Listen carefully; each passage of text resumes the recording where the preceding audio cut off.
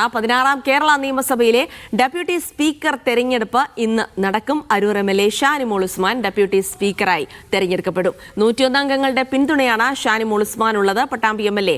മുഹമ്മദ് മൂസിനാണ് deputy speaker സ്ഥാനത്തേക്ക് മത്സരിക്കുന്നത്. ഗവർണർ നടത്തിയ നയപ്രഖ്യാപന പ്രസംഗത്തിന് മേലുള്ള നന്ദി പ്രമേയ ചർച്ച ഇന്ന് നിയമസഭയിൽ ആരംഭിക്കും. കൂടുതൽ വിവരങ്ങൾക്കായി പോകാം തിരുവനന്തപുരത്തേക്ക്. സുനിൽ ഐസക് വിവരങ്ങൾ നൽകാനായി ചേരുന്നുണ്ട്. Sunil, good morning. ഇന്നിപ്പോൾ നിയമസഭയിലേക്കാണ് നമ്മൾ രാവിലെ പോകേണ്ടത്. അവിടെ ഗവർണറുടെ നയപ്രഖ്യാപനത്തിന്മേലുള്ള നന്ദി പ്രമേയ ചർച്ച നടക്കും. അതിലും പ്രധാനമായി deputy speaker തെരഞ്ഞെടുപ്പുണ്ട്. മറ്റത്ഭുതങ്ങളൊന്നും സംഭവിക്കാനില്ല.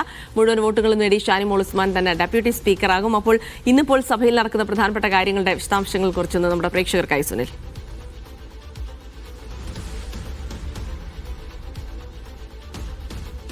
Jilsy, good morning. ഇന്ന് രാവിലെ ഒരു 9 മണിക്കാണ് നിയമസഭയിൽ ഡെപ്യൂട്ടി സ്പീക്കർ തെരഞ്ഞെടുപ്പ് നടക്കുന്നത്. 3 ദിവസത്തെ ഇടവേളയ്ക്ക് ശേഷം ഇന്ന് വീണ്ടും സഭ ആരംഭിക്കുകയാണ്. ഡെപ്യൂട്ടി സ്പീക്കർ തെരഞ്ഞെടുപ്പാണ് ആദ്യ അജണ്ടയായി ഉൾപ്പെടുത്തിയിരിക്കുന്നത്. UDF-ലെ അരൂരിൽ നിന്നുള്ള ഷാനിമോൾ ഉസ്മാനും ഒപ്പം മുഹമ്മദ് മുസ്ലിം, CPI-യുടെ പ്രതിനിധി മുഹമ്മദ് മുസ്ലിനും ആണ് മത്സര രംഗത്തുള്ളത്. BJP മത്സരിക്കുന്ന കാര്യത്തിൽ ഇപ്പോഴും തീരുമാനമൊന്നും എടുത്തിട്ടില്ല. അങ്ങനെ മത്സരിക്കുന്നില്ലെങ്കിൽ അവരാരെ പിന്തുണയ്ക്കും, അല്ലെങ്കിൽ തെരഞ്ഞെടുപ്പിൽ നിന്ന് വിട്ടുനിൽക്കുമോ എന്നൊരു കൗതുകം കൂടി ഇന്ന് നിയമസഭയിലുണ്ടാകും. എന്തായാലും സ്പീക്കർ ഒഴികെ 101 അംഗങ്ങളുടെ പിന്തുണയുണ്ട്, സ്വതന്ത്രരടക്കം UDF-ന്.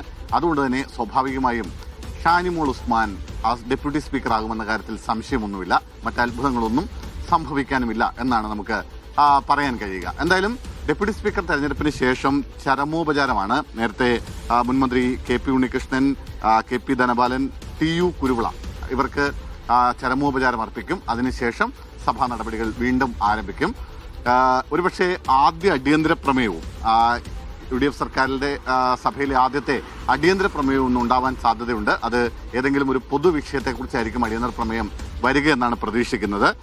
തുടർന്ന് സബ്മിഷനും ശ്രദ്ധ ക്ഷണിക്കലുമാണ്. അതിനുശേഷമാണ് ഗവർണറുടെ നയപ്രഖ്യാപനത്തിന്മേലുള്ള നന്ദി പ്രമേയ ചർച്ച ആരംഭിക്കുക. 2-3 ദിവസങ്ങൾ, അതായത് നാളെയും മറ്റന്നാളുമാണ് ഈ ചർച്ച ഉണ്ടാവുക. അതിന് ചോദ്യോത്തരവേള ഈ സമയങ്ങളിൽ ഒഴിവാക്കിയിട്ടുണ്ട്. 2 ആഴ്ചത്തെ ഇടവേളയ്ക്ക് ശേഷം പിന്നീട് 19-ാം തീയതി UDF സർക്കാരിന്റെ ആദ്യ ബജറ്റ് നിയമസഭയിൽ ധനമന്ത്രി കൂടിയായ മുഖ്യമന്ത്രി VD സതീശൻ അവതരിപ്പിക്കും. 22, 23, 24 തീയതികളിലാണ് ബജറ്റിന്മേലുള്ള ചർച്ച നടക്കുക. 29-ന് പിന്നീട് സഭ ചേരും. ഏതായാലും 29-നും 30-നും ധനാഭ്യർത്ഥനമേലുള്ള ചർച്ചകളാണ്. ജൂലൈ 1-ന് ധനവിനിയോഗ ബില്ലിന്മേലുള്ള ചർച്ചയും നടക്കും. ഇതാണ് ഈ കാലയളവിലെ നിയമസഭാ നടപടിക്രമങ്ങൾ സംബന്ധിച്ച വിശദാംശങ്ങൾ. എന്തായാലും ഇന്ന് ഡെപ്യൂട്ടി സ്പീക്കർ തെരഞ്ഞെടുപ്പോടുകൂടി 3 ദിവസത്തിന് ശേഷം സഭ വീണ്ടും ആരംഭിക്കുകയാണ്.